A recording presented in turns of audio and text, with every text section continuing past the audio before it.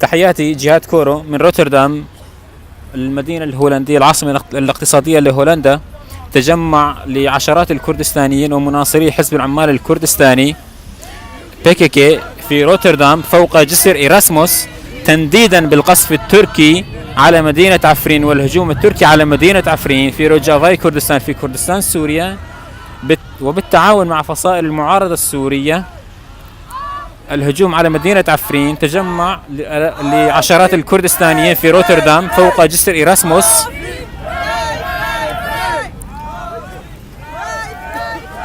الهجوم التركي مستمر لليوم العاشر على التوالي.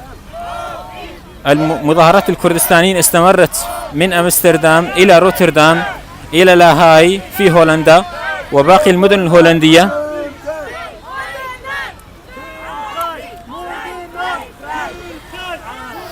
اليوم تاريخ 29 جانيوري 2018. الجالية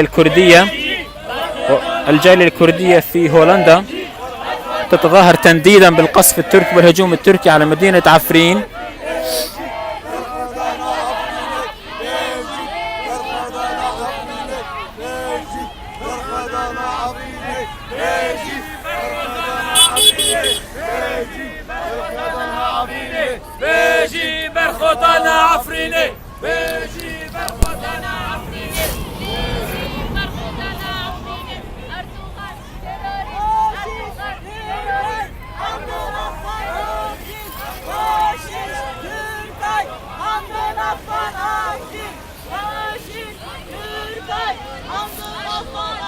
الهجوم التركي الذي أسفر حتى الآن عن عشرات الضحايا بين المدنيين والعسكريين في مدينة عفرين في شمال غرب سوريا.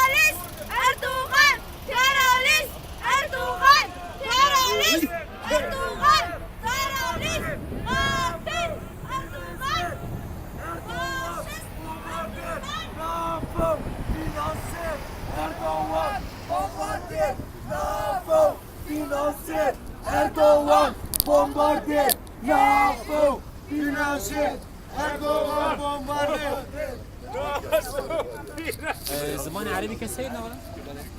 زمان عربي ده.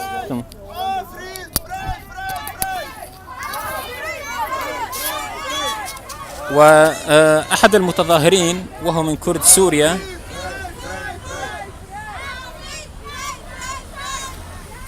رسالتك.